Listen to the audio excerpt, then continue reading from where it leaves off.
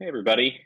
Thanks very much for your patience. I assume that we'll have some folks trickling in a little bit late, but it looks like we're at 110 people. Just because a couple of people have asked it, I believe all of you are automatically muted, so we cannot hear any of you. If you have any questions, please ask it in the chat. You'll have to make sure that you're selecting to ask a question to everybody. I think that's what most people are doing currently.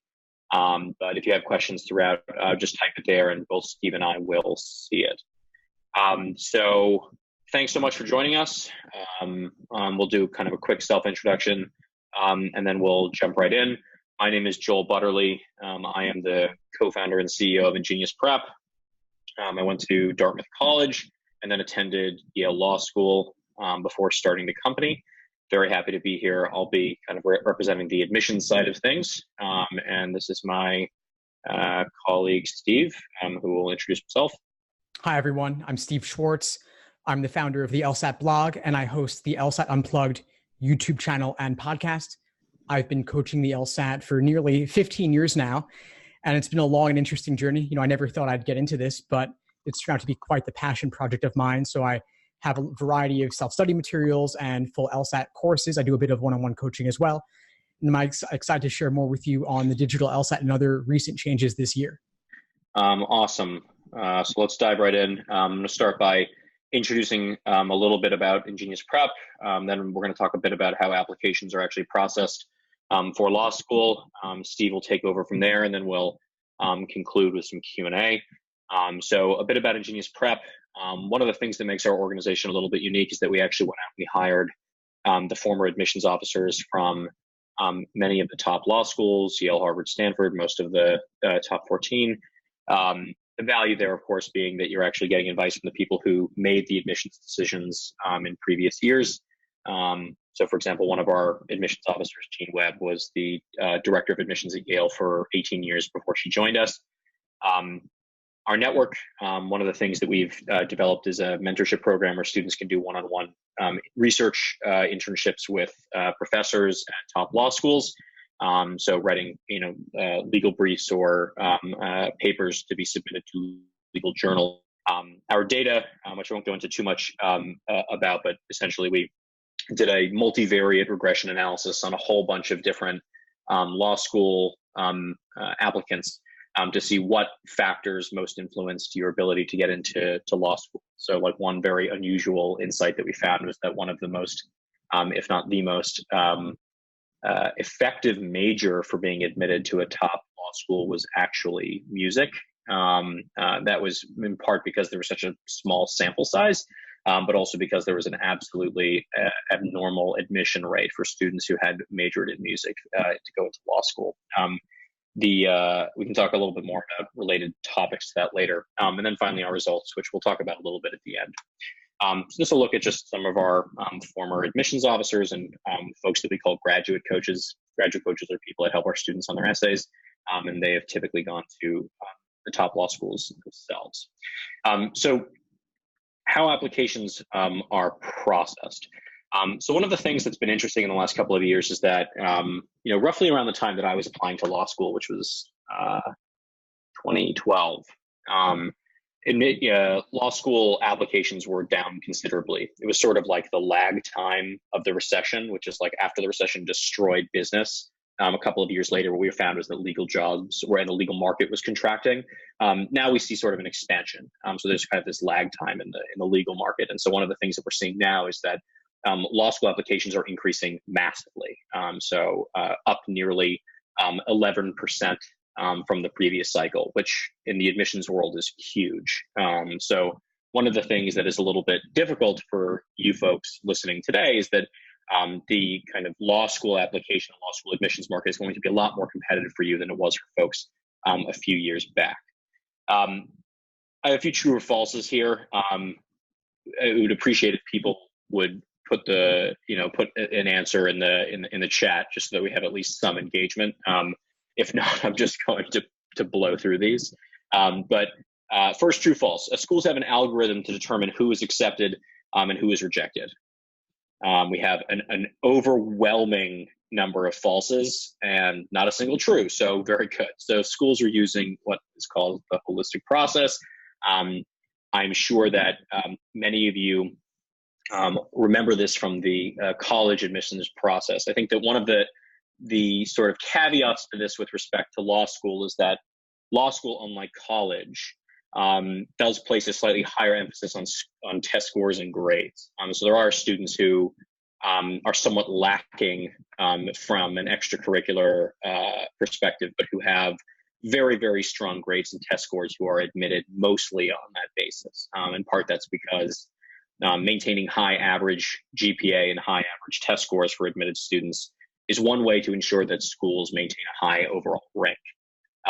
It's a couple of the most important variables that the U.S. News and World Report are using to actually rank schools.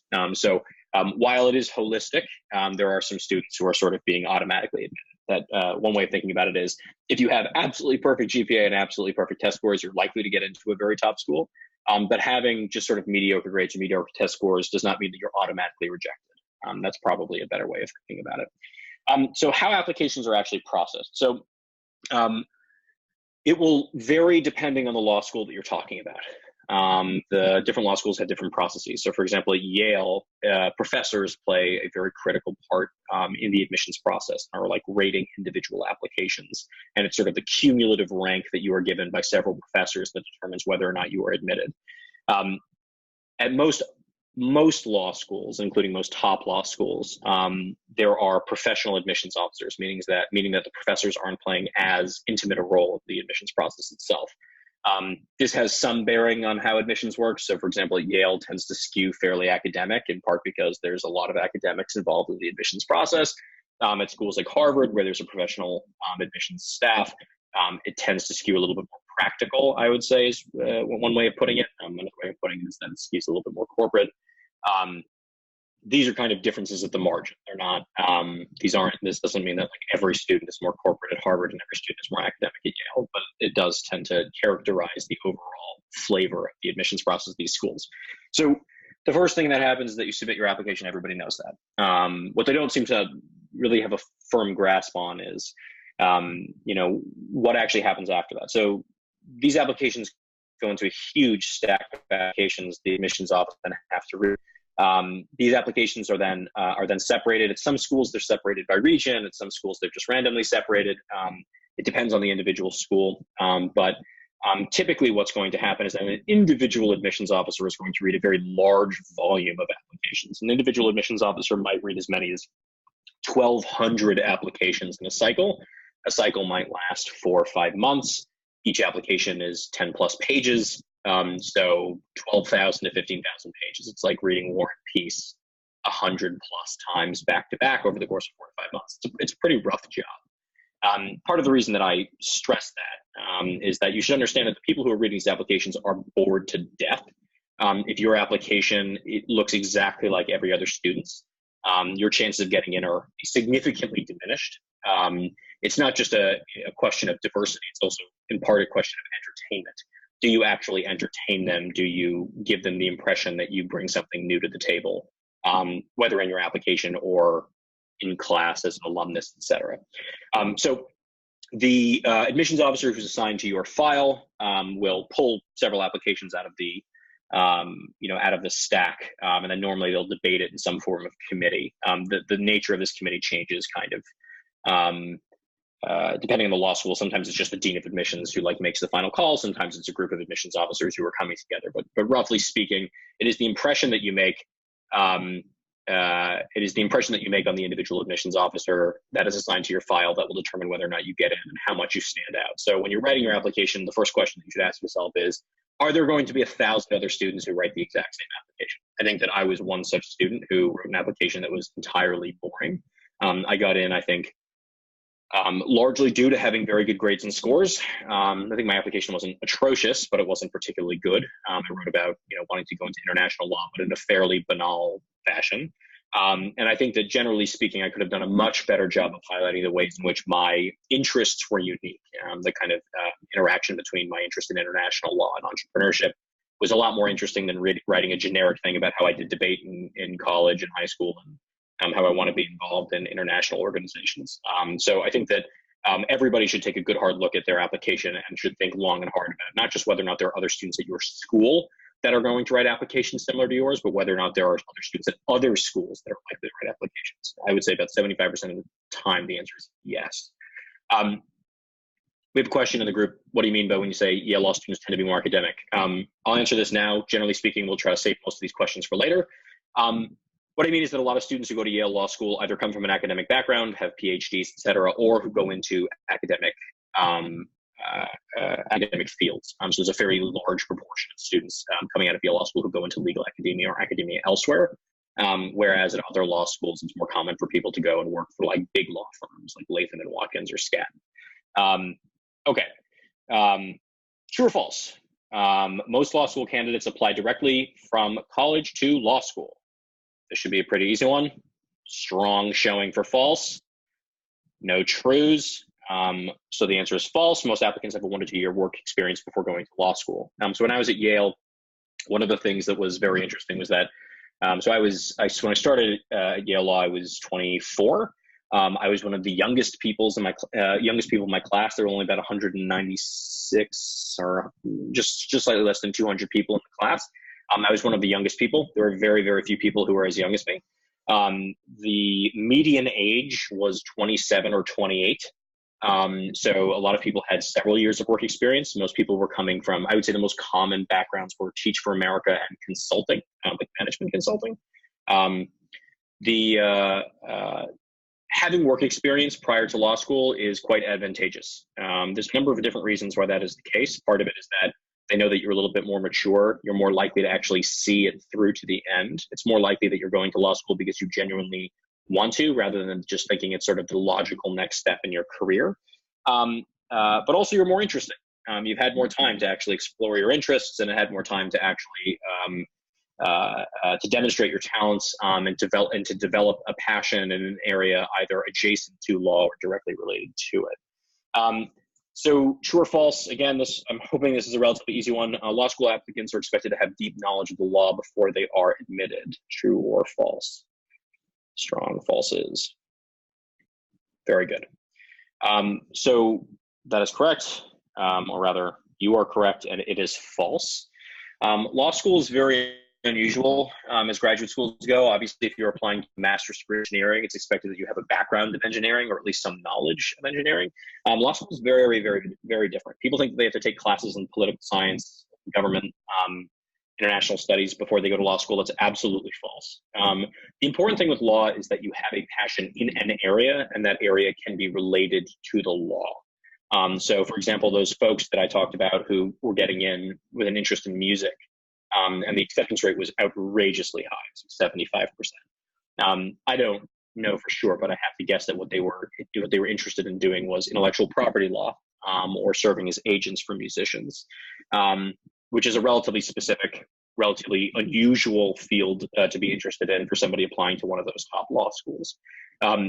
So again, it's not, and then I mentioned also before that a lot of folks at Yale Law, I mean, almost too many to count, that were coming from Teach for America. I think part of the reason that was the case is that they were writing their application not so much about saying like, oh, my Teach for America experience prepared me very well for a career in law. What they were saying was, I've seen the sort of the world of higher education and K-12 education through a very particular lens, and I think that I could have a real impact on educational policy nationwide. So think less about how what you're doing is directly related to the law now. Think more about whether or not you are a specialist in an area that can plausibly be related to the law when you apply. So you do not need to do legal things now, but you will need to have a very plausible argument in your application for how what you have done relates to what you want to do after law school. That's more the important thing. Prior experience, not necessarily. So the takeaway from this, I guess I would summarize it in two ways. One of them is that if you don't make an impression on the admissions officer assigned to your file, he or she will not advocate for you, and as a result, you will not be admitted. Making an impression does not mean saying, hey, look at my GPA, look at my test scores. It doesn't mean saying, look, I was student body president. There are a lot of those. There are a lot of universities in the United States, thousands, in fact. And all of them have a student body president. So you're not going to impress anybody with that. You actually need to have a reason why you yourself are unique, why that will allow you to contribute uniquely in class, on campus, and as an alumnus, and the ways in which you will have an impact with that uniqueness. That does not necessarily just mean kind of traditional diversity factors. It also means things like what your unique interests are, what your unique trajectory is, how your experiences have ultimately shaped your desire to go into law and the ways in which you will practice it. And you do need to be very brutal with yourself and asking, is everyone else going to write something just like this? You're saying, I want to go work for the UN. Guess what? So do a lot of other people. So you need to be very, very, candid with yourself about whether or not what you're writing has been heard before. The other takeaway I would say is you do not need to do law-related things now.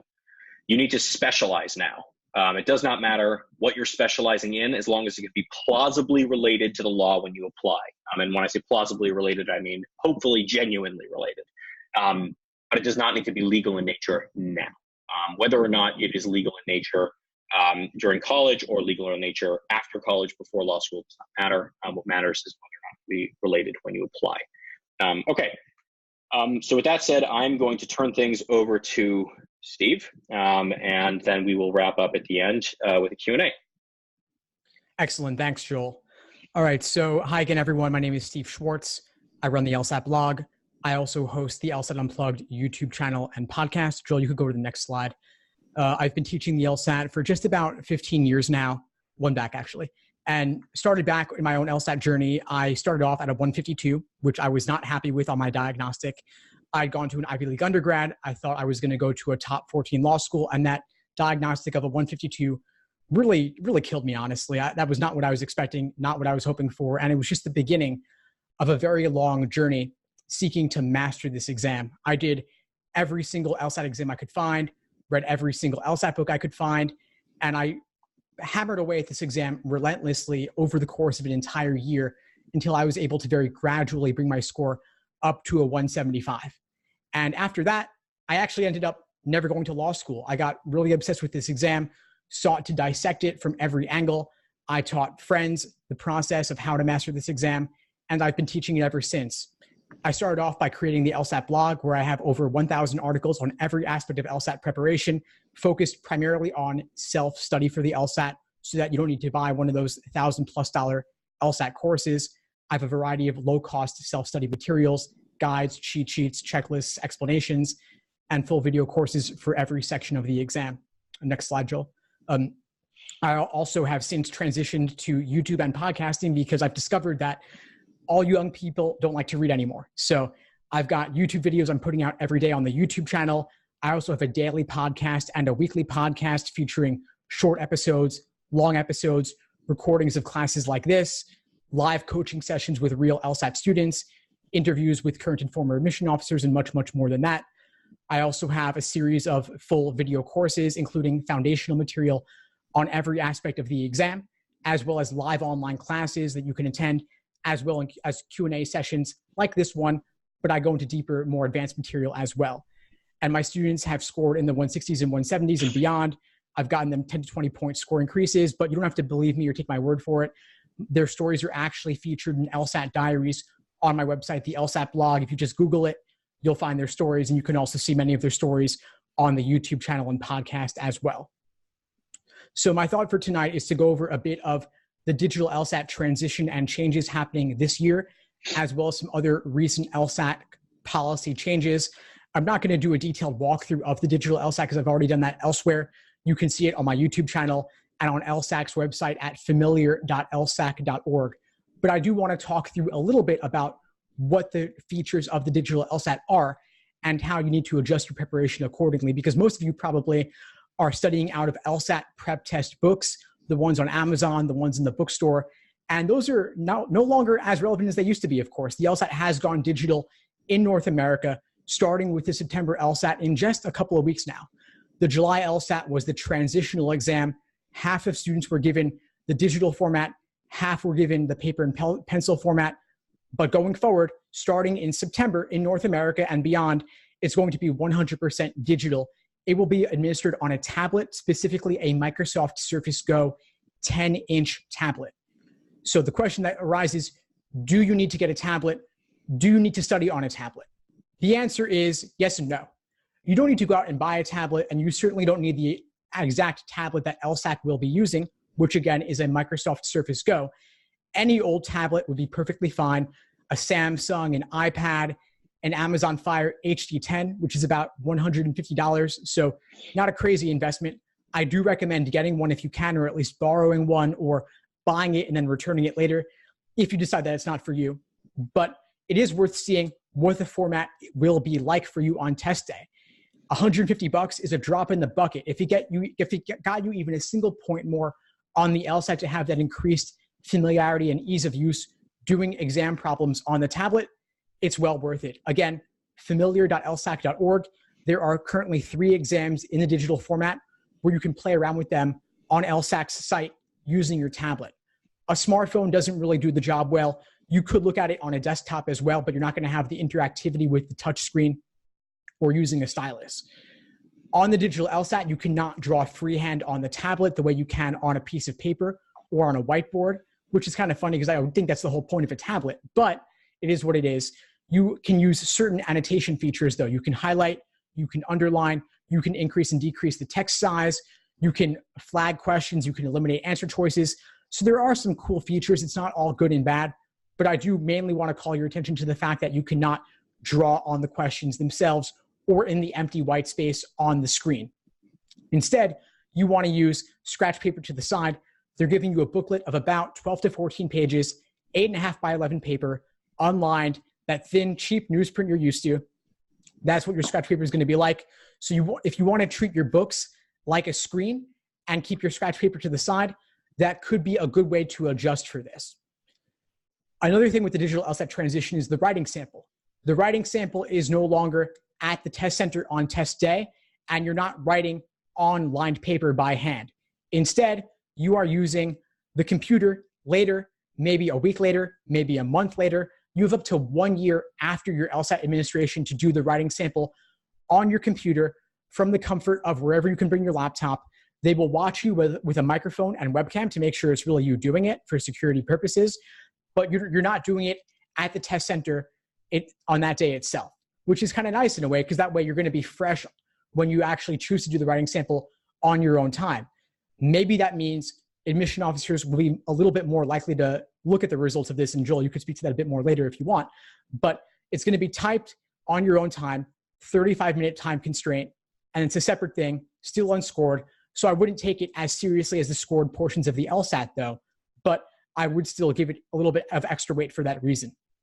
Now, cancellations and retakes. Cancellations and retakes have become more common than ever before because law schools do not average multiple LSAT scores. They only take the highest score. This is a change going back to 2006, but there's still a lot of outdated information out there online about this.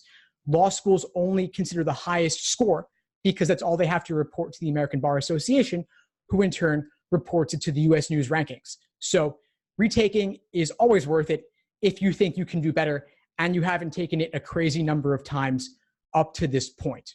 There is a new LSAT retake limit LSAC has implemented in just a few months ago. I think they announced this change. You can only take it 3 times in one cycle, 5 times in a 5-year period, and 7 times over the course of your life, which really is honestly more than enough unless you get crazy obsessed with this exam like I did. But most people are not going to need to take it more than 3 times in a cycle anyway.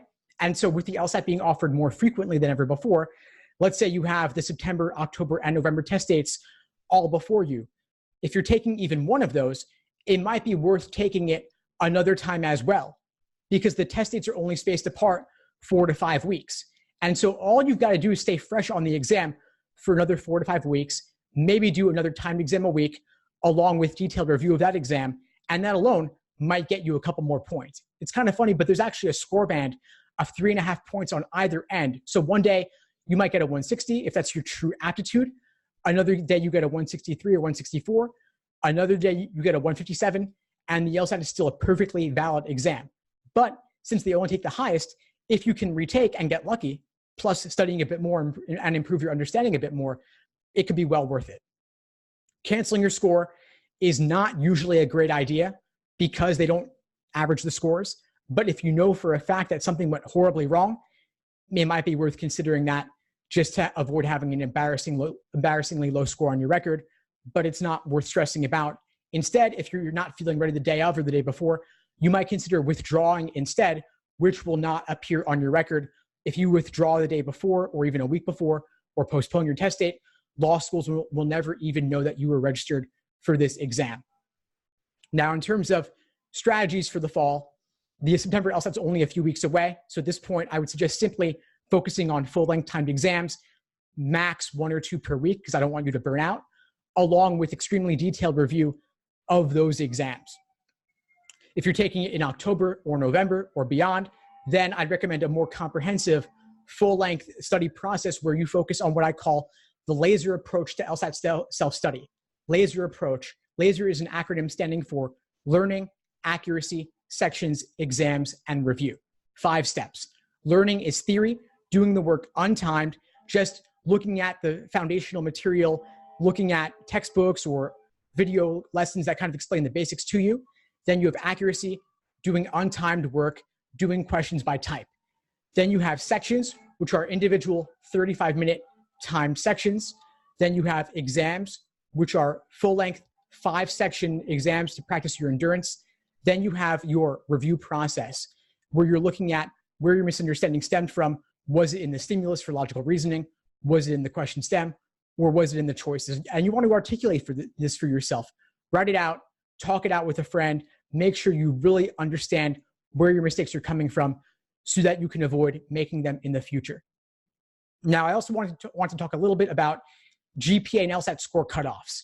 Are there truly hard and fast score cutoffs? Not exactly. As Joel said, it is a more holistic review process. But Harvard and Yale are probably not spending a whole lot of time looking at people with scores in the 140s. At a certain point, the numbers do matter. The numbers do act as a filter in some way, just because they do have so many applications to look at. One thing you can do is simply Google LSAT GPA calculator, and LSAC has a calculator where you can input your GPA from undergrad as well as a given LSAT score, and you'll see how you stack up compared to accepted students at those various schools.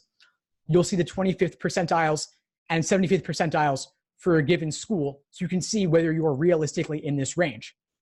You also want to consider that these calculators don't let you input if you are, for example, an underrepresented minority, or if you are a legacy, or if you clerked for a judge or something, or have some impressive work experience to offer. They're not considering all of those factors, so you have to kind of adjust them a little bit for yourself, take them a little bit with a grain of salt. But I can say, of course, that your GPA is probably fairly fixed in stone at this point, and your LSAT score is the single biggest thing you could do at this point in the process to change your admissions chances. And so it is well worth spending at least 5 to 6 months to truly master this exam. It doesn't have to take you a full year like it did for me, but it's also well worth spending more than simply a month or 2 or 3 to learn this exam. It does take 5 to 6 months to reach your fullest potential in this.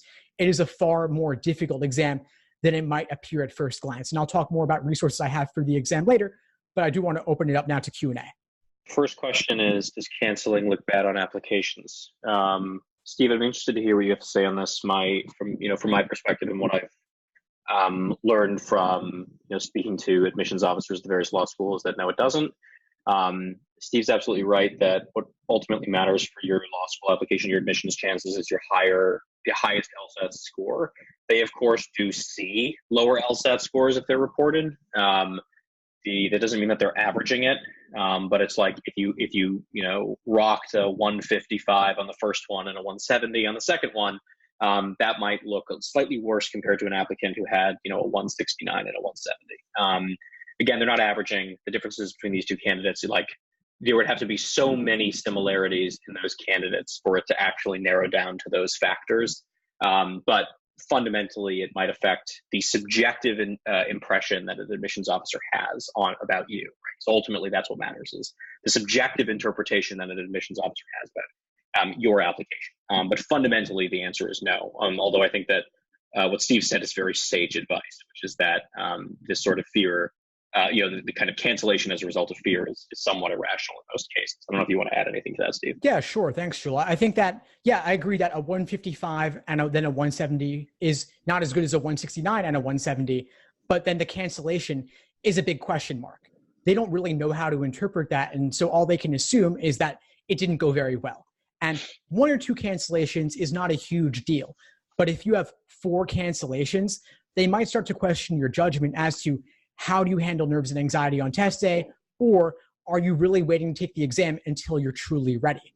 So, and especially now with the new retake limits, it's even more important to not take it until you're reasonably confident that it's going to go decently for you. Very good point. I was not even thinking about the possibility of canceling in that volume. Completely agree. Does it benefit you to apply earlier in the deadline, in essence, being closer to the top of the stack? So most of the law schools kind of publicly say, no, absolutely, it doesn't. That never made any sense to me. I've never met an admissions officer who could explain this to me in a way that actually did make sense. Fundamentally, the first people who apply, when they apply, there are 100% of the spots remaining. And the people who are applying much later in the cycle, when they do apply, there are only 20, 30, 40% of the spots remaining. So unless all applications are being considered at the same time, and there are some law schools for which that is the case, but for those law schools where it's not the case, where admissions are on a more or less rolling basis, absolutely applying earlier helps. It's like they might say, well, we're using the same standards to judge these students, but it's just statistically nonsensical to say that if you are the last person to apply to a law school that's been admitting students for months, that somehow your chances of being admitted are the same as the first person that applied. It makes no sense. I think that they try their best to not bias things based on when you apply. But I also think that it just simply cannot be the case that these law schools are capable of avoiding that level of what's called selection bias. This is not something that you will see confirmed by any of the law schools, but it's common sense. And what we have found anecdotally is that students who apply earlier do fare much better in the admissions process than the students who wait till the last minute. So I would recommend applying earlier, even if I'm wrong, even if there's only 1% chance that I'm right. Apply early. Doesn't mean you have to be the first person to apply, but don't wait till the last second. There's one thing I want to add to that, Joel, if you don't mind, which is about the scholarship money. I've heard from a number of admission officers, and you can tell me what you think on this, that there's more scholarship money available earlier in the cycle. Would you agree? Definitely. It depends on the nature of the scholarship, so that there are scholarships offered by the law school, there's scholarships offered by undergraduate institutions, and then there are external scholarships. And so the latter two are not as impacted by that, but obviously the first one is very much so impacted by that. So yeah, the primary source of scholarship money is significantly impacted by that. Yeah. As a side note, that brings up a really good point, which is that there is a crazy amount of scholarship money for things that you would never believe. I got $30,000 from Harvard Law School because I'm from Vermont, which is not in any way a qualifier for going to Harvard Law School. I ended up going to Yale, but that was kind of absurd. I got $10,000 for being Italian American. I got $5,000 for being Jewish American. You just get on Google, right? Law school scholarships, and then insert anything about yourself worth looking into. How about this next one, Steve, for you? Is there cutoff date for taking the LSAT and applying for law school? If you take the LSAT in the spring, is there time limit? The score lasts, or if you wanted to wait a year before applying? Yeah, sure. So the LSAT score is good for 5 years. So it's good for 5 years. Then after that, it's removed from your record like it never happened. So take that as you will. I'd say in general, if you want to take it, let's say you want to take the LSAT in spring of 2020 and then apply fall of 2020, that's a great idea because then you have time to retake it if you want to. Alternatively, if you want to apply a year later or 2 years later, that's fine also. It's totally up to you. I would imagine that there is a certain recency bias a little bit. Like I wouldn't wait until year 5 to apply with that score because they might wonder to what extent it is reflective of your current abilities. But the rules are it's good for 5 years on your record for 5 years. And so make of that what you will. But if you're like most people and you want to wait a year or two, and ideally, let's say maybe if you're still in college, while you're in a college mindset and in an academic mindset, that's probably a better time to study for the LSAT than if you've been out of school for a couple of years, then you're working full time and you're in a serious relationship and you might have a family, then it becomes much tougher to hit the books. So I would time the LSAT for when you're as academically oriented as possible. Awesome. So this next question from Nicole, can you still be competitive for a top law school, for example, Harvard, Yale, Stanford, with a gap in your resume between undergrad and applying? For example, spending time studying for the LSAT, you were in between jobs, looking for a job, et cetera. How do you explain that gap? So generally, time between undergrad and law school is beneficial for your chances of being admitted. Law schools see it as evidence that you are more mature, more likely to actually see it through law school to the end, more likely that you are doing it for reasons other than that you think it's just a logical next step in your career. How you explain that gap, do not explain it by saying I spent a gap year studying for the LSAT. That's not a good way of explaining it. They don't want to hear that that's all that you did. You really do want to be able to explain that you did other things. So for just using myself as an example, when I took a gap year between college and in law school, looking back on it, I might have gone back and taken two, but I only took one.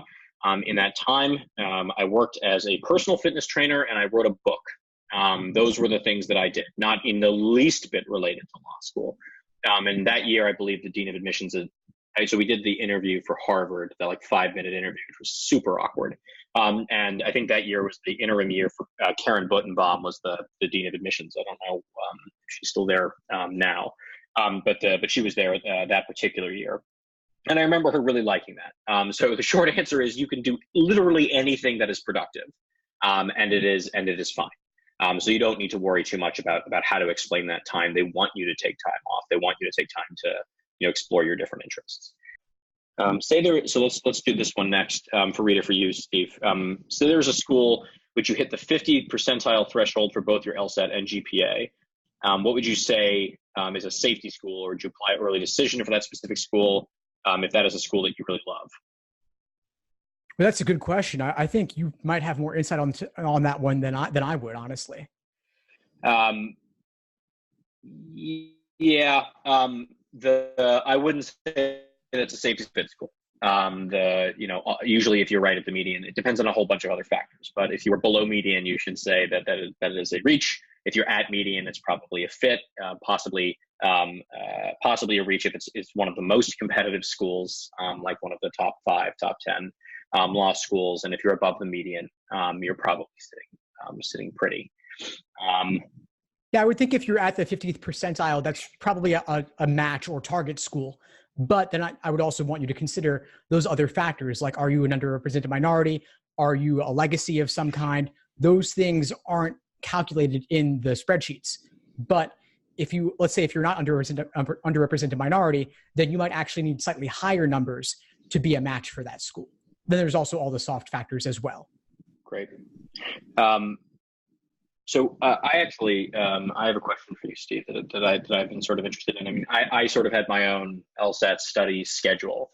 In the sort of home stretches of studying the last 1 month to 6 weeks, what does an ideal study schedule look like to you in terms of the division between individual sections or individual problems and then doing full practice length tests? Like how many practice length tests are you doing on a weekly basis? What do you think is too many? And how much are you studying on a daily basis, assuming that there are no limitations on how much time you can spend, right? You don't have a full-time job. Yeah, thanks for that, Joel. I actually run into a lot of students in this situation where they're lucky enough to be studying full-time, and they run the risk of burnout. They want to do an exam every single day, measure their results immediately, be happy or sad about them, put them on the spreadsheet to track them, and then move on. What you want to do is maybe take 1-2 timed exams a week maximum, and then review them in excruciating detail. So maybe take one Saturday and one Wednesday, or maybe take one Tuesday and one Friday, whatever it is, have that be your schedule. Ideally, you want to take at least 10 full-length, 5-section timed exams before test day, so that test day is just another practice test, just another 3-hour sitting with the run-through.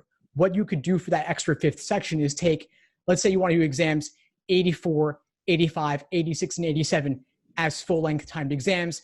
You divide exam 83 into 4 parts and insert each one of those 4 parts into those 4 exams.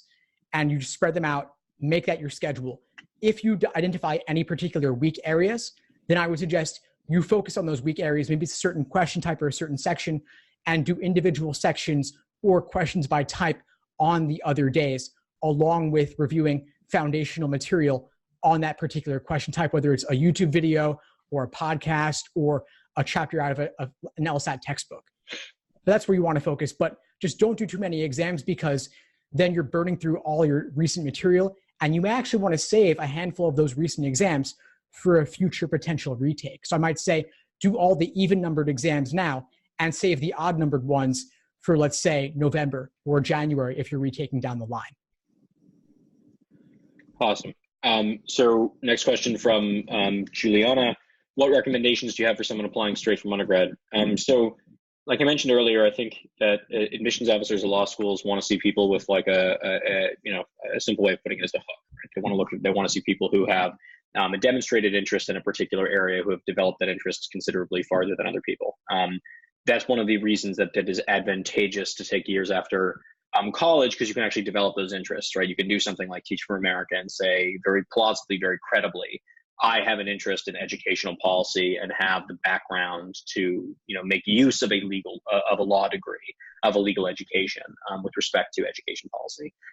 So my recommendations for someone applying straight from undergrad is you need to be able to demonstrate that. There's a lot of different ways of doing it. The simplest way is find what you're passionate about, either law adjacent or possibly directly related to law. It doesn't have to be, and go really far with it. So for example, if you are super interested in, let's say it is education. That's a simple one, right? So write papers on education policy, or write papers about educational or pedagogical theory, and work with professors in the education department on papers or on projects. That's a really great way of going farther, so that when you apply, you say, I want to do education policy. They're not just laughing and being like, this 22-year-old has no idea what he or she wants to do, because they don't have the experience to prove it. You can safely assume that pre-existing extracurricular activities on campus are useful, but not dispositive, meaning that no one is going to believe that you're an expert or that you have is related to any particular area just because you joined whatever it is, the Model UN group or the mock trial group, whatever it might be. So you do need to go farther than what is available to most people on campus. You're going to have to create your own opportunities, including summer opportunities.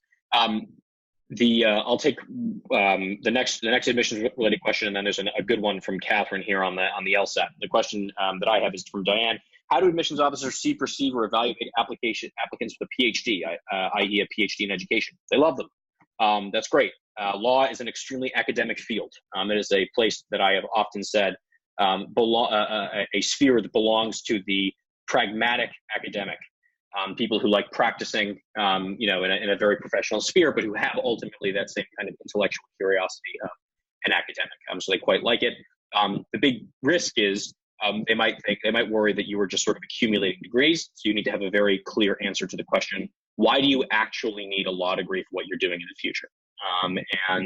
If you have a compelling answer to that, you'll be just fine, and the PhD will be a big help to you. Steve, there's a great question here from Catherine. Which says she's been studying for the 2 to 3 months before the September test day. You emphasize the importance of spending 5 to 6 months studying. Would it still be smart to take it in September or cancel, keep studying and wait a few more months? This is the first time I'm taking the LSAT. That's a great question, and many students are in that situation. I suppose it depends on what are your goals and how committed are you to achieving your fullest potential. Let's say if you only need a 160 and your practice test scores are around a 160 in the lead up to the September LSAT, that might be good enough for you and you could just be done with the LSAT. Not everybody needs to get a 170 plus.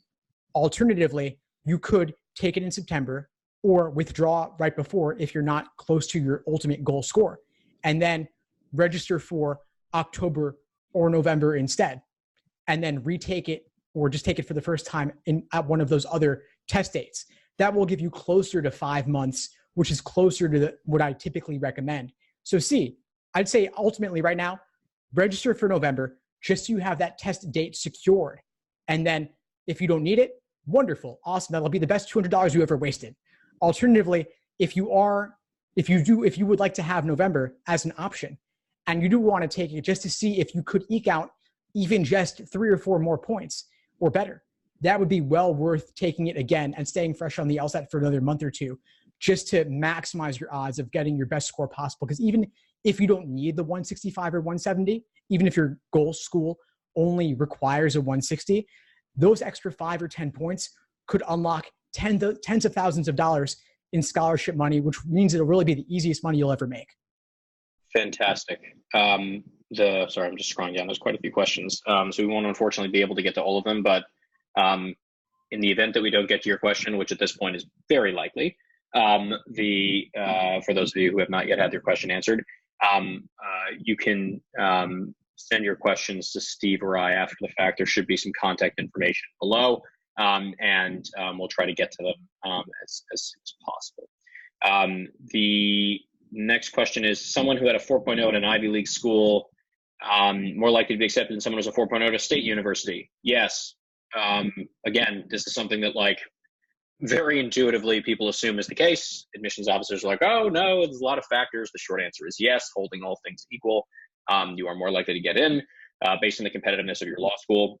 When we did that data analysis, this was a few years back now, but we looked at students who were admitted to Harvard, Yale, and Stanford. One of the things that we found was that for students to be admitted to those schools, if they came from Harvard, Yale, Stanford, or Princeton, they really had to be 3.7 or higher, roughly speaking, in the top 20 to 30% of their class. But for students to get in from even the lower ranked Ivy League schools, they had to be near the top 10, top 5% of their class. So for example, for Dartmouth, we didn't see anybody who got in that wasn't in the top 3 or 4% of their graduating class in the several years that we sampled. This could be a wildly unlikely statistical aberration, or it could be that what everybody thinks is the case is in fact the case, which is that the undergraduate school that you go to does impact admissions. It does not mean that you are in any way screwed if you don't go to an Ivy League school. It just means that you face a slightly more uphill battle. The nice thing about law school, though, is that the school that you go to is less relevant than the scores that you have and the grades that you have. So I have many friends who went to much less competitive undergraduate schools who did spectacularly well in undergrad and got a great LSAT score and ended up at Harvard or Stanford or Columbia and NYU. It is actually more egalitarian in that respect, with respect to schools and things like that. So there's good news, but ultimately, if anybody tells you it doesn't matter what college you went to, they're just not being realistic. If you look at the population at these top law schools, they are nearly predominantly from the Ivy League schools and the equivalents, despite the fact that the population of applicants who are coming from those schools is like 20%. So your chance of getting it is significantly higher. Steve, how much time do we have here? Just a couple more minutes. Just a few more minutes. Yeah, we want to take 1 or 2 more. Yeah. I'm kind of quickly, and then a good LSAT one. What extent does legacy factor into admission? Not very much. We'll just throw that one out there. It's slightly less than it does for college. Simple way of thinking about it. Deflation. GRE. How about this one? I plan on taking the GRE because many of the schools I'm interested in are not taking these as opposed to the LSAT. Is it advantageous, or they hold the LSAT in higher regard? I'm interested to hear your response to that, Steve. I think that you'd have a better insight than I do. Yeah, sure. I mean, I've talked to a few admission officers about this, and they're taking less than 5% of students with GRE scores as opposed to LSAT scores. So you've got to have something especially unique about yourself and your background to warrant why you aren't taking the predominant admission test that has a strong demonstrated correlation with first-year law school grades. Those applying with the GRE who are getting in, they usually have something unique about their backgrounds that warrants it, like unique work experience, like maybe they have a PhD already, or they have some sort of STEM background. But your average pre-law student can't simply take the GRE because they don't want to bother taking the LSAT. Taking the LSAT and having a good score on it shows a serious demonstrated interest and commitment to pursuing law school.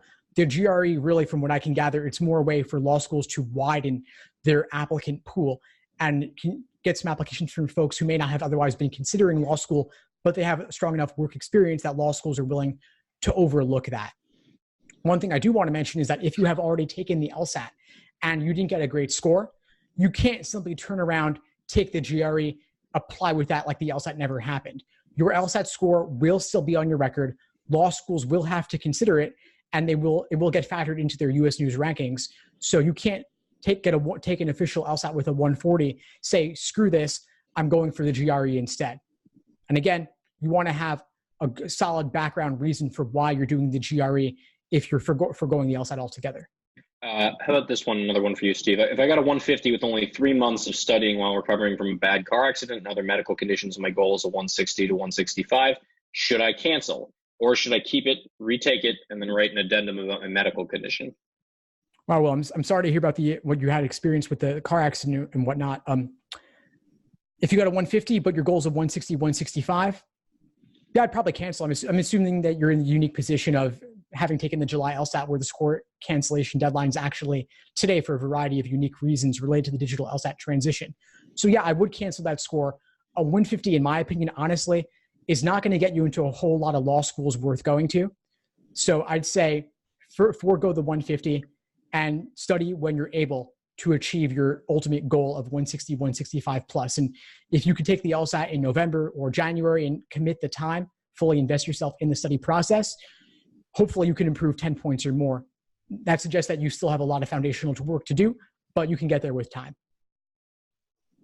As for the addendum, I don't have a strong opinion on this if you're canceling the 150 anyway.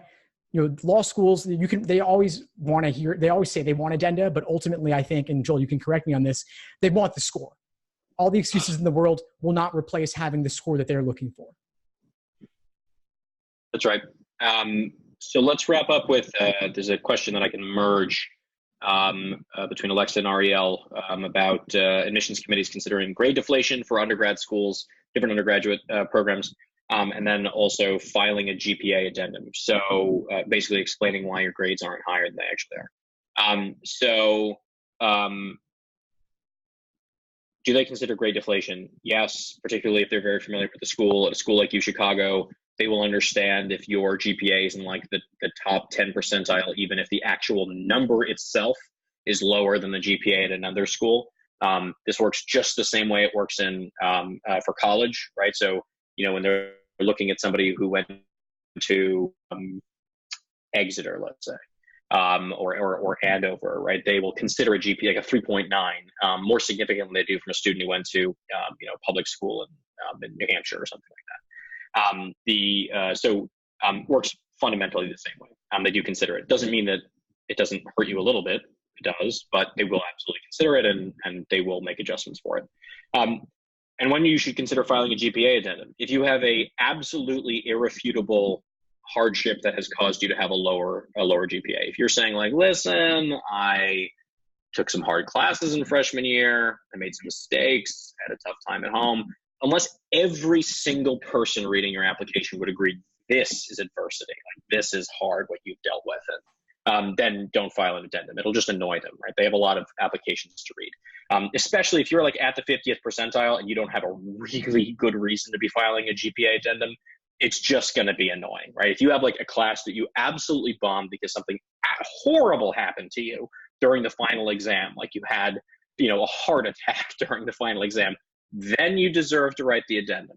Otherwise, save it. I understand that it might affect the way any other random person might perceive you, but for an admissions officer who has to read thousands of applications, they'll mostly be annoyed by it, and it won't strike them as being particularly worthy of their time.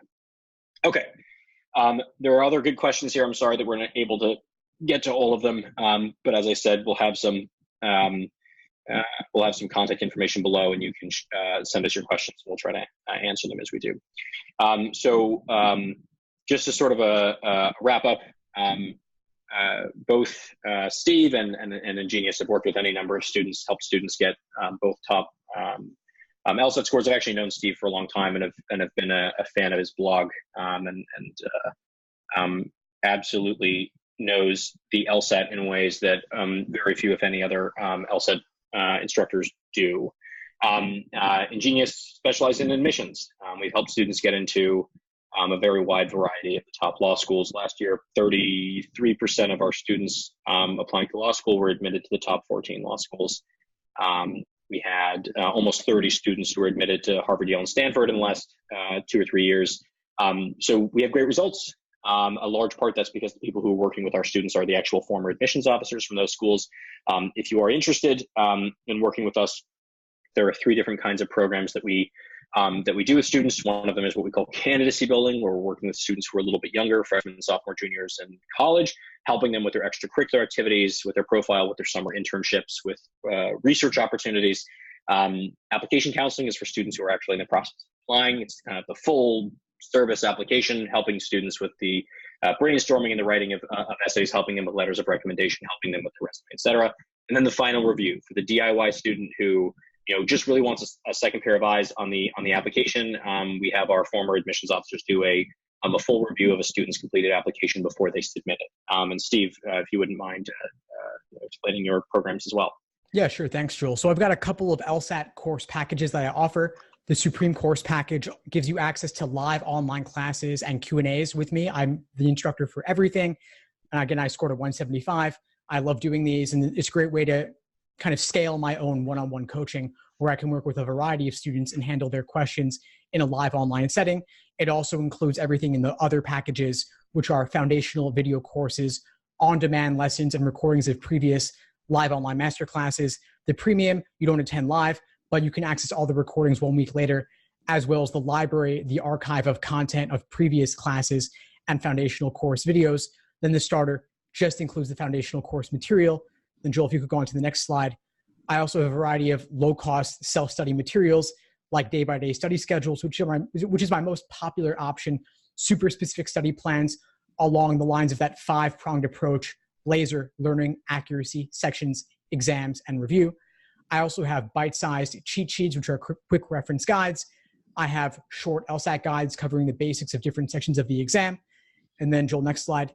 I have a vocabulary builder showing you the exact meanings of words on the LSAT, as well as detailed LSAT prep test explanations for all the previously administered exams. These are all available on my website. Just click the books tab at the top, and you'll see a list of all of them, as well as a link to the courses. All right. Fantastic. If you'd like to contact us, here's our contact information. Contact at ingeniusprep.com or lsatunplugged@gmail.com. Please send your questions. If you'd like to set up a time for a one-on-one consultation with Steve or a member of the Ingenious Prep team, please do reach out.